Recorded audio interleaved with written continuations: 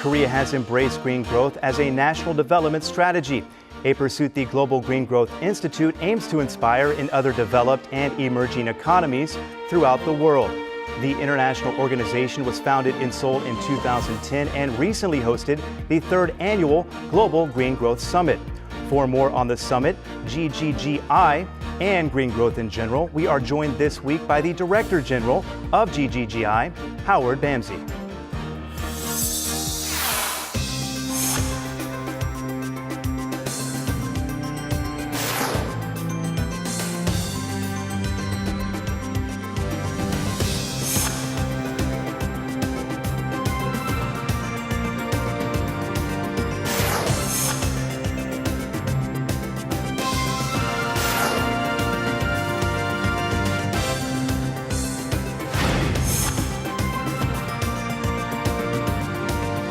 Director-General Bamsey, thank you very much for being on the show. It's my pleasure, Scott. Thank you. Let's begin with the summit itself, which just now came to a close. Tell us how this year's summit differed from the two previous ones.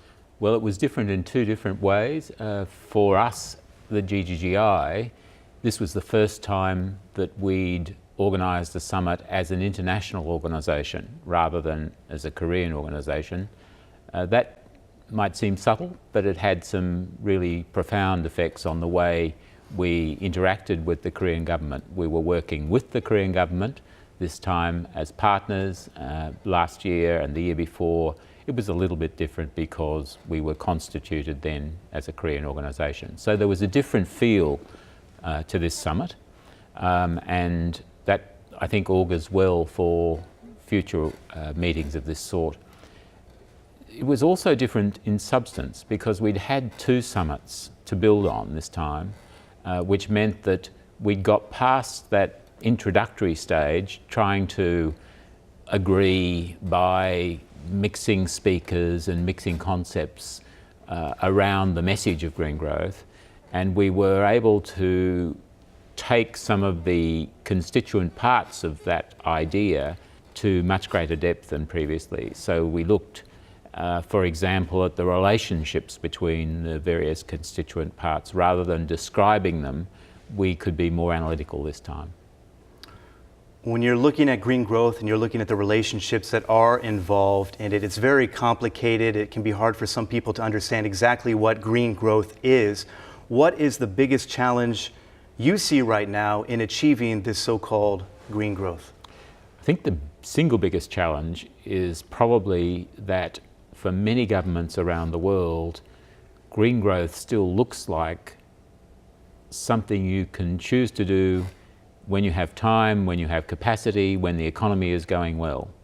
In fact, the reality is the opposite. It's when you're facing pressures that green growth can provide rewards of different sorts in an economy under pressure. But the problem is that most governments don't see it that way. It's a newish concept. It's one they have to become used to and committed to before they are willing to, as they would see it, take the risk of changing the direction of their economy to one that is more sustainable, that is low carbon, and that brings the sorts of dual benefits that green growth can. So that's a big challenge for the world and for bringing green growth to the world. We work with governments that have made that decision, that, as you said in your introduction, that have committed to green growth as a national development strategy. And so for us, the challenge is to find the very real ways in which we can make that green growth work for countries. And as you rightly suggest, the fact that nobody really can draw 4 points on a chalkboard and say that's green growth, that's a challenge because it responds to and green growth reflects the circumstances of individual economies. We know when it's happening, but we can't say there's a universal set of very limited attributes which describe it. So that's a disadvantage. It's something we have to work with at a general level, but when we're working with individual governments, that's not a challenge in itself, because we get close to the government, we understand their circumstances, we work with them through the very individual progress of their green growth planning and implementation. Let's take a step back for a moment. You mentioned convincing certain nations to take that move or make that change. What is, I guess, for lack of a better term, sales pitch when you're trying to sell them on this idea of green growth, and what in general is green growth, which is a very loaded question? No, it's a very good question, and it helps me explain GGGI's role more carefully. Our role is not advocacy. So we are not, in a way, we're not pitching green growth. As I said earlier, we work with countries that want to do it, that are committed already, and our role is to help them demonstrate that green growth is not some framework concept.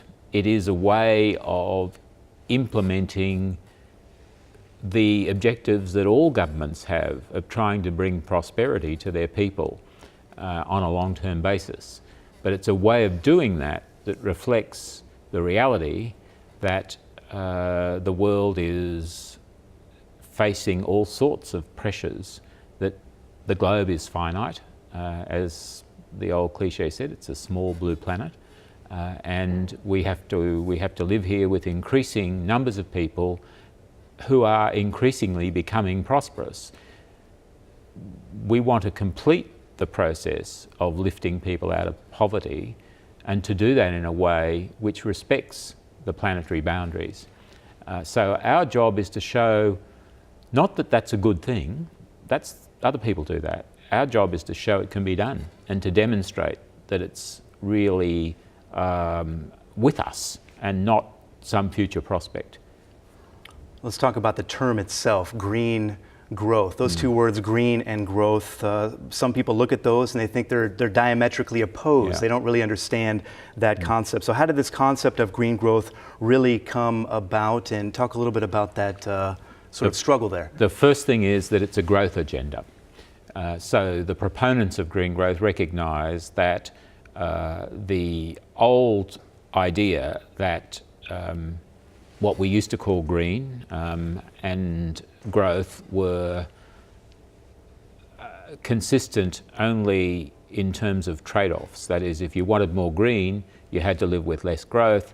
If you wanted more growth, you had to live with less green. That's not the way the world can develop. If we continue to do that, we're in big trouble. We will face much less of either than the world can deal with. So green growth is about showing that this is not a trade-off, this is a synergy that we can have in developing low carbon pathways to the future. We're actually going to improve the standard of living of the people concerned at the same time as reducing the pressure on the planet. And the tricky bit about that is that it hasn't ever been done over a long period. We know that, as you said earlier, the Korean government committed itself to that as a national development strategy a few years ago, and other governments are doing so, but it hasn't been in progress long enough for the world to be sure that everybody can turn that way and experience the sorts of very positive outcomes that Korea has experienced so far. So it's a demonstration task, not an advocacy task. It's one in which we say green is essentially about a number of different things. I could give you an example of resource productivity. That's a jargon term, but what it means is that we've got to find ways of using the natural resources of the world much more efficiently, so that we treat them as a finite resource and we extract more from them. If we can do that, then the people who do it will become more prosperous because they will have a way of creating growth in a much more efficient manner. That'll give them what some people call early mover advantage, and the techniques and strategies they've used to do that will become bankable elsewhere. They won't be exactly the same as other countries will use, but they'll nevertheless be great economic assets. That's the theory, and that's the theory that the GGGI is trying to demonstrate in the way it works. When GGGI was set up, this was a concept that really was not in very broad use in the world. But now organisations, development organisations everywhere are experimenting and striving to implement various parts of the green growth picture. GGGI, I think, is the only one that's working in the way it does, sitting next to the people in the central agencies of governments and helping them integrate in a very thorough, very long-term manner green growth as the national development strategy of the country concerned. Now, I haven't really told you the 4 things that constitute green growth, because there are no 4 universal things, but I think resource productivity is a characteristic that you will see in anybody's green growth plan anywhere.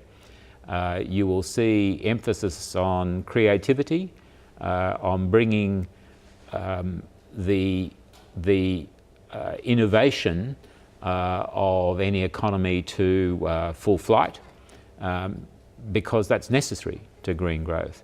So those sorts of characteristics you will see displayed in different ways, but each green growth plan will be different from everyone else. Very much in its infancy stages, for sure. One of the concerns out there is that embracing this low carbon growth is going to put some pressure on developing countries. What sorts of measures are being taken right now to address those concerns? The pressures that might come would be that upfront investments in low carbon development can be more expensive than investments in the more traditional methods. That's not always true, by the way, because these days the relativities of, say, the cost of various forms of electricity generation have changed. They've changed as a result of what we now call green growth implementation plans. And in many cases, what were very expensive, renewable, non-polluting sources of energy production a few years ago are now cheaper than the more still polluting forms of production, such as, say, coal burning. Depends where you are. So, but there are still cases in which investment required upfront is a burden for developing countries. In that case, our role is to bring together the various forms of finance that are available that will turn what is now an unprofitable venture into a profitable venture. At the same time, it might be necessary in any given country to change the policy settings so that investments that would be relatively unproductive in current policy, few little changes at the edge to change the investment climate, those investments might now become more productive. And if we bring in innovative sources of financing from different parts of the spectrum, if we develop new modes of public-private financing, then we can find ways to implement green growth plans that don't pose a burden to the developing countries. That's our role, and that's what makes our life, particularly interesting and exciting, because no one's done it before in a systematic way, and we're demonstrating it can be done. Korea really has embraced this idea of green growth. The Green Climate Fund is going to be based here. GGGI was recently made into an international organization. As you look at the role that Korea is going to have moving forward and the role that GGGI and the GCF are going to have in helping Korea get there, what do you see? I think there's no mistaking it. Korea remains an inspiration, in certainly to GGGI. And when the Green Climate Fund comes, we will want to work very closely. Our roles are different, but they're complementary. The GCF is a UN organisation. We have a separate treaty that establishes GGGI. And so our approach to the possibilities of low carbon development will be different, but we will be very keen to work closely with them, and I expect that they will be keen to work with us too. We will be both in the same country, both with very similar objectives, but with different pathways to those objectives. This may be a bit of a premature question. You've been on the job now for about 2 months and you've been very busy preparing for the summit, of course. But how are things going so far, and how do you view your role as Director General? Well, for me, it's a great opportunity. It was not one that I sought. It was one that came up unexpectedly, but it's one I'm delighted to have. So personally, this is a very exciting opportunity for me. It's something I didn't expect to be doing. I now have an opportunity to play a role in an important organisation as it comes to grips with a new set of challenges as an international organisation. I think the time is right for this to happen. As I said earlier, I think a disadvantage is that countries are preoccupied by a set of financial challenges and economic challenges. That provides the opportunity for us to demonstrate that we can help, that green growth can help you in those circumstances, not just when the economy is running well. And so we've got opportunities that we didn't expect to have. We've got equal challenges that we probably hope not to have. But I think that that creates a pressure that we can make very productive for us as an institution, but also for our clients, the governments that we're committed to work with and that are committed to green growth.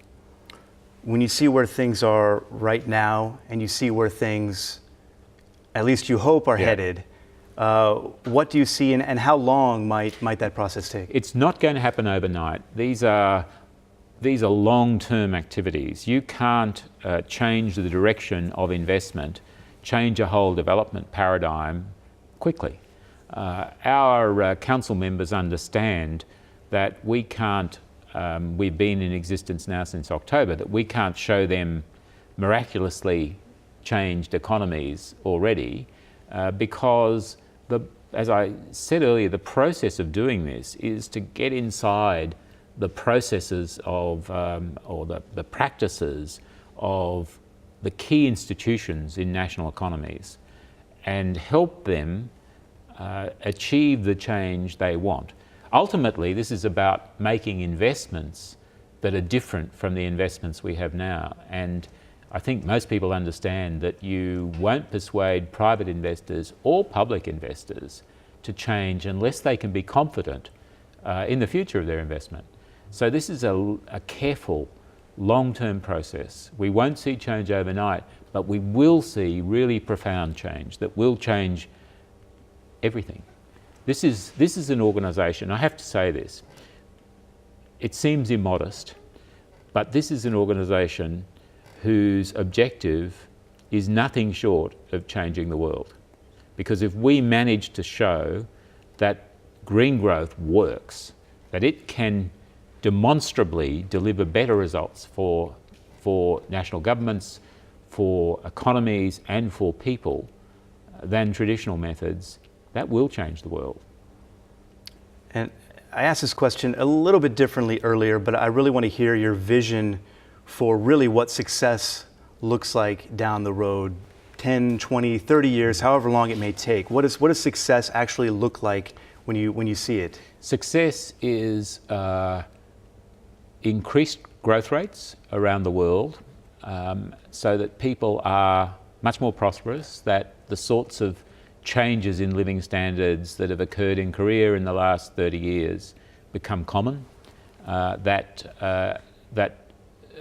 emerging economies at that time are economies that we would not think could possibly be in that category.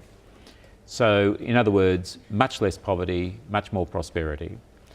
But all of that based on the use of the world's natural resources in a much more efficient manner, a completely transformed manner, so that we can see those planetary boundaries that scientists have described retreating, and that we're putting much less pressure on the global ecosystem.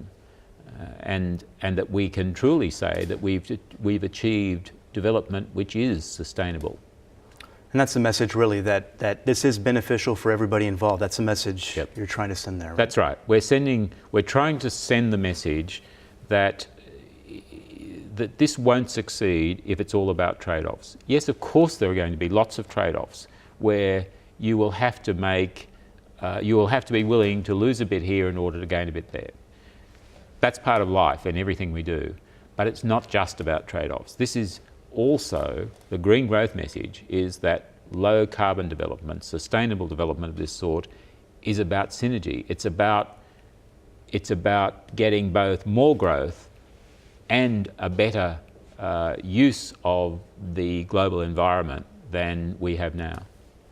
We talked about your vision for green growth in general. As for the Institute, when we look at that time frame, what's your vision for the Institute? The great vision for the Institute, in that sort of time frame, is that we're no longer needed. I hope that's the case, that green growth becomes the development paradigm. Everybody is doing it, and people have got the assistance they need.